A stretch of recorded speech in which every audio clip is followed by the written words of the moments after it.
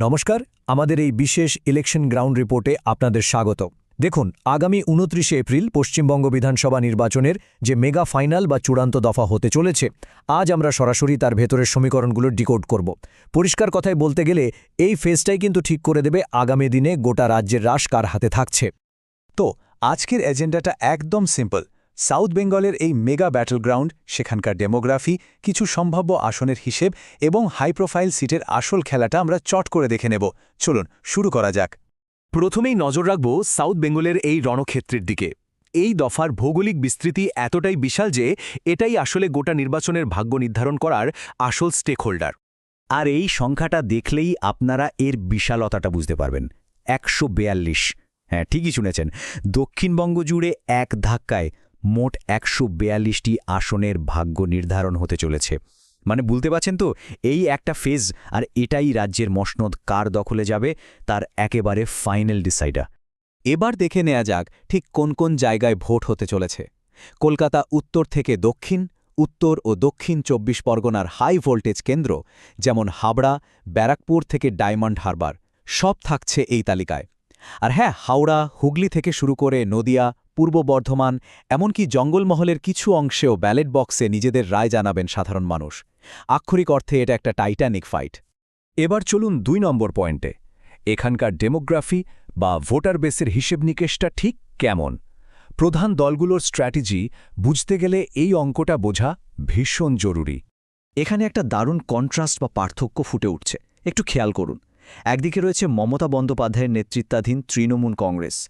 কলকাতা, হাওড়া আর হুগলিতে তাদের strong hold. আর সবচেয়ে বড় তুরুপের তাস হল লক্ষ্মীর ভাণ্ডারের মতো প্রকল্পের বিশাল সুবিধাভোগী ভোট ব্যাংক। অন্যদিকে শুভেন্দু অধিকারীর মতো নেতাদের সামনে রেখে বিজেপি মূলত ফোকাস করছে নদিয়া আর উত্তর ২৪ পরগনার মতুয়া সম্প্রদায়ের উপর, আর তার পাশাপাশি অবশ্যই শহরতলির শিক্ষিত মধ্যবিত্ত ভোটারদের উপর। একদম স্ট্রেট কাট দুটো আলাদা টার্গেট অডিয়েন্স। বিশেষ করে যদি আমরা বিজেপির কথা বলি, তাদের কাছে নদিয়া আর উত্তর ২৪ পরগনার এই বনগা রানাঘাট বেল্টে রাজত্ব কায়েম করাটা একেবারে ডু অর ডাই সিচুয়েশন। কারণ এই নির্দিষ্ট অঞ্চলে দাঁত ফোটাতে না পারলে তাদের আসন সংখ্যা বাড়ানোর যে স্বপ্ন, সেটা কিন্তু কাগজে কলমেই থেকে যাওয়ার প্রবল সম্ভাবনা রয়েছে। এবার আসা যাক আমাদের ৩ নাম্বার পয়েন্টে, সম্ভাব্য আসনের হিসেব এবং নির্বাচনী অঙ্ক। আগামীকালের লড়াইয়ে আসলে কে কোথায় দাঁড়িয়ে সেটা বুঝতে গেলে আমাদের একটু পেছনের দিকে তাকাতেই হবে। গতবারের ফলাফলের দিকে তাকালে রীতিমতো অবাক হতে হয়। এই সেম ১৪২টা আসনের মধ্যে তৃণমূল একাই ক্লিন সুইপ করে পেয়েছিল ১২৩টি আসন, আর সেখানে বিজেপি আটকে ছিল মাত্র ১৮তে। ডিফারেন্সটা বুঝতে পারছেন? এই বিশাল গ্যাপটায় আগামীকালের লড়াইয়ের সবচেয়ে বড় চ্যালেঞ্জ। আর ঠিক এই কারণে ২০২৬-এর এই টার্গেট রেঞ্জটা ভীষণ ইন্টারেস্টিং।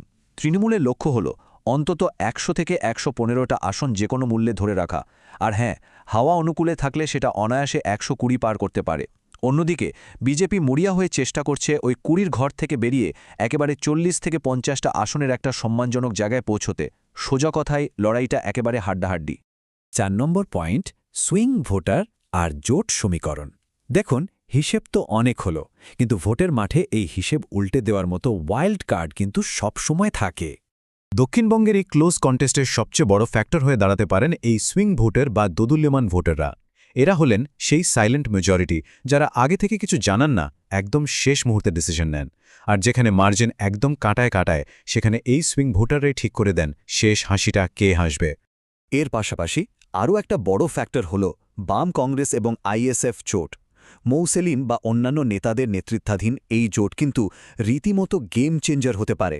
বিশেষ করে ভাঙড় বা মুর্শিদাবাদ সীমান্ত ঘেঁষা অঞ্চলগুলোতে তৃণমূলের সলিড ভোট ব্যাংকে এরা যদি বড়সড় থাবা বসাতে পারে, তাহলে কিন্তু ভোটের পুরনো সমস্ত ক্যালকুলেশন একেবারে পাল্টে যেতে পারে। সবশেষে ৫ নম্বর পয়েন্ট, জেলার ম্যাক্রো হিসেব তো অনেক হলো, এবার চলুন ফোকাস করি এমন একটা মাইক্রো ব্যাটলে যার দিকে গোটা দেশের রাজনৈতিক বিশ্লেষকরা চোখ হাঁটিয়ে বসে আছেন। ভবানীপুর এই দফার একেবারে এপিসেন্টার বা কেন্দ্রবিন্দু, কারণ এখানেই লড়ছেন খোদ রাজ্যের মুখ্যমন্ত্রী মমতা বন্দ্যোপাধ্যায়। এটি নিঃসন্দেহে পুরো নির্বাচনের সবচেয়ে হাই ভোল্টেজ আর প্রেস্টিজিয়াস লড়াই। মানে বলা যেতে পারে এই একটা মাত্র সিটের রেজাল্ট দেখার জন্য সবাই রীতিমতো নিঃশ্বাস বন্ধ করে অপেক্ষা করছে।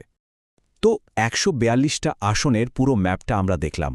আগামীকাল যখন রাজ্যের মানুষ বুথমুখী হবেন তখন সবার মনে একটাই প্রশ্ন ঘুরপাক খাবে। আসছে 4 মে রেজাল্টের দিন, ঠিক কোন দলের স্ট্র্যাটেজি বাজিমাত করবে, আর নবান্নের দখল শেষমেশ কাদের হাতে যাবে। আমাদের এই গ্রাউন্ড রিপোর্ট আজ এখানেই শেষ করছি, তবে আসল রোমাঞ্চটা কিন্তু সবে শুরু। উত্তরের জন্য আমাদের কাউন্টিং ডে বা গণনার দিন পর্যন্ত অপেক্ষা করতেই হবে।